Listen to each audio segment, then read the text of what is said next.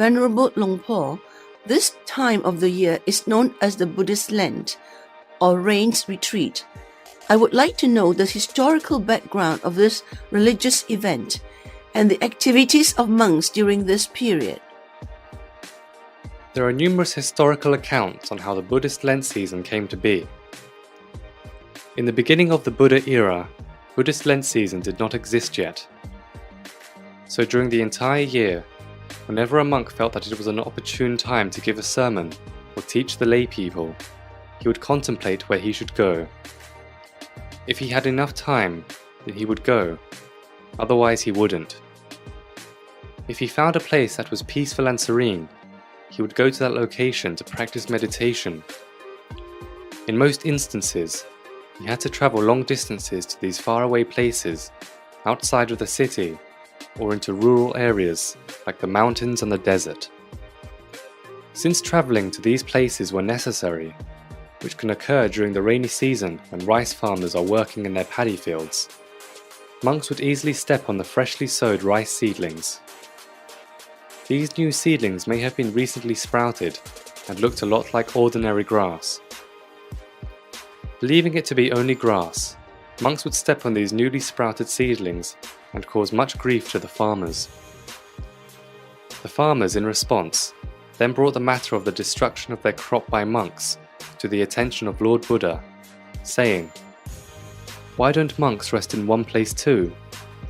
To address this situation, Lord Buddha created the rule that all monks are to reside in one place during the entire Buddhist Lent season, or rainy season. This period starts on the first full moon day of the 8th lunar month until the first full moon day of the 11th month of the lunar calendar. This was to keep the monks in one place, so that they would not have to go seeking meditation sites or give sermons somewhere else.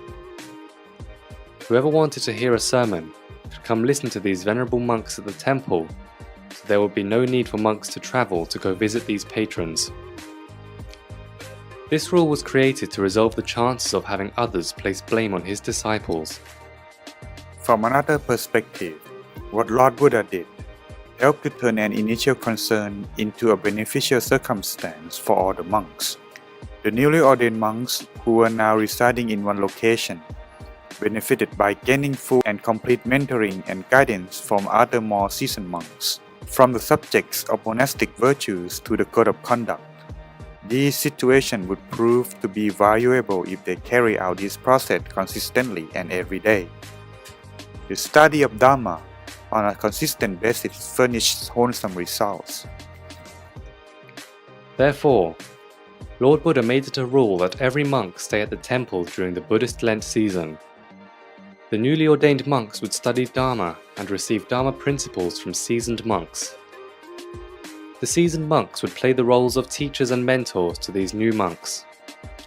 In addition, seasoned monks would make plans as to where they would travel to give sermons once the Buddhist Lent ended. They were expected to make adjustments to their sermons and teaching methods that were deemed appropriate.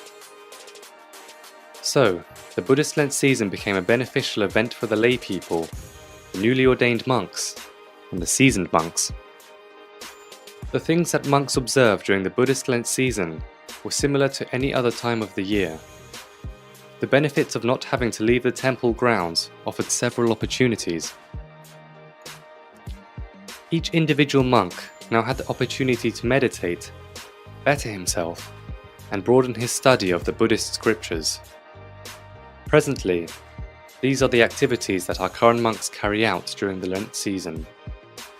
If we were to visit other temples at this time, we would find that monks may be ordaining temporarily or for the entire rainy season. Once the Buddhist Lent season starts, newly ordained monks or seasoned monks must stay together in one place. Seasoned monks have the responsibility of being the teachers to these new monks. They have the duties of educating the new monks on whatever subjects they may be expert in, such as monastic disciplines, Dharma, or the life history of the Buddha.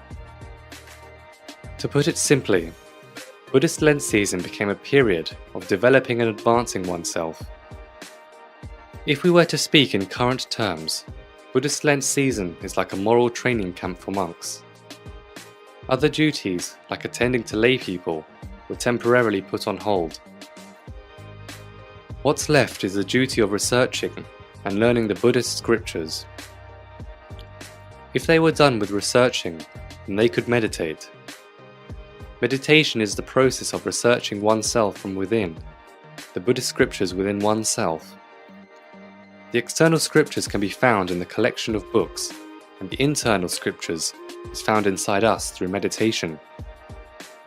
Furthermore, when the new monks are residing at the temple, their parents, family, relatives and friends will come together to make merit at the temple. When they come to the temple, they will get to see these new monks who were once a friend, a son or a nephew.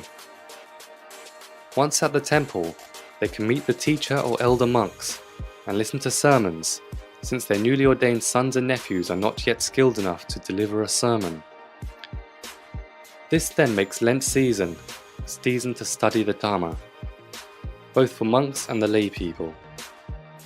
This is the story behind the tradition of Buddhist Lent season.